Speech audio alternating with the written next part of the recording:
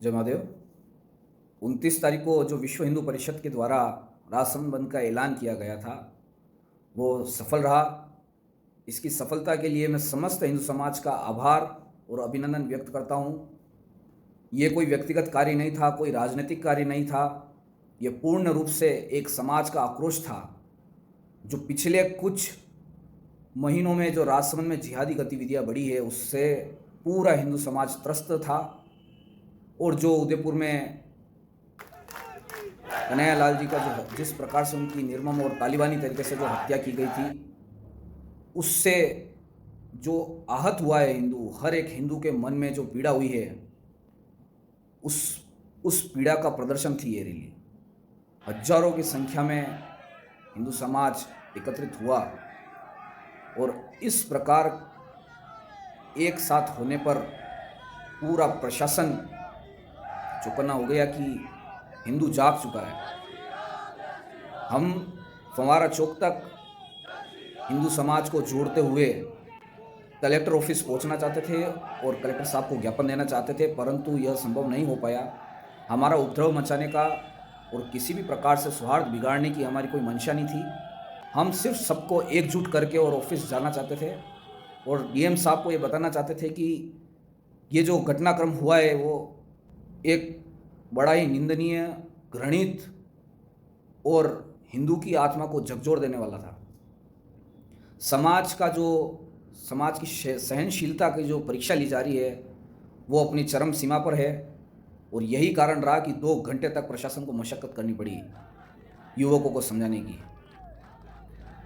मैं आप सबका एक बार पुनः आभार व्यक्त करता हूं कि इतनी बड़ी विशाल संख्या में जो हम एक धरातल पर उतरे उसी का कारण रहा कि कलेक्टर साहब ने एक लंबी मीटिंग की जिसमें विश्व हिंदू परिषद के, हिंदू जागरण मंच के, आरएसएस के, बजरंग दल के प्रमुख पदाधिकारी मौजूद थे।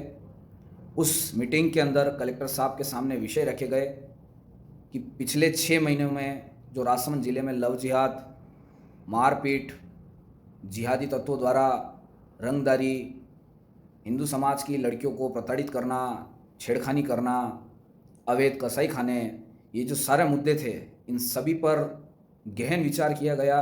कलेक्टर साहब ने इस बात को बहुत गंभीर लेते हुए एक जांच टीम गठित करने का आदेश दिया। उन्होंने हमें पूरा आश्वासन दिया है कि वह कुछ ही दिनों में इस पर बड़ा एक्शन लेंगे और जल्द ही रिजल्ट आप सभी के सामने होंगे। ये समस्त हिंदू समाज की जीत थी कि एक लंबे समय बाद इतनी गहनता से इन सारे मुद्दों पर विचार विमर्श हुआ। और भी बहुत सारे मुद्दे थे। मैं धन्यवाद देना चाहता हूँ कलेक्टर साहब को कि उन्होंने इतना लंबा समय हमें दिया।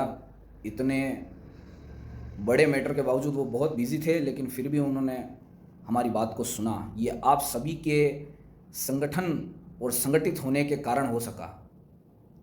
सशक्त रहें, संगठित रहें, जातिवाद में ना बटें। जब तक हम बटेंगे नहीं, जब तक हम कटेंगे भी नहीं। एकता सबसे बड़ा परिचय है कि समाज जाग चुका है और हमने ये परिचय पूर्णतः सफलता से दिया है। प्रशासन को भी ये पता चला है कि अब समाज चुप बैठने वाला नहीं है। हमने कानून के दायरे में रहते हुए हर कार्य किया और इसकी हमें खुशी है कि कोई भी ऐसी हरकत नहीं हुई कि जिससे हमारे संगठन पर दबाव लगता, जिससे हमारे हिंदू समाज पर दबाव लगता। हम हमेशा से अनुशासित रहे हैं। पूरी दुनिया को हमने शांति सिखाई है, पर हर चीज़ की एक सीमा होती है। स्वयं मर्यादा पुरुषोत्तम राम भी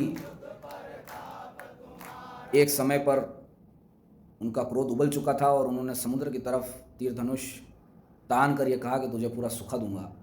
इस प्रकार से हम उन्हीं मर्यादा पुरुषोत्तम श्री राम जी के वंशज हैं, उन्हीं के भक्त हैं।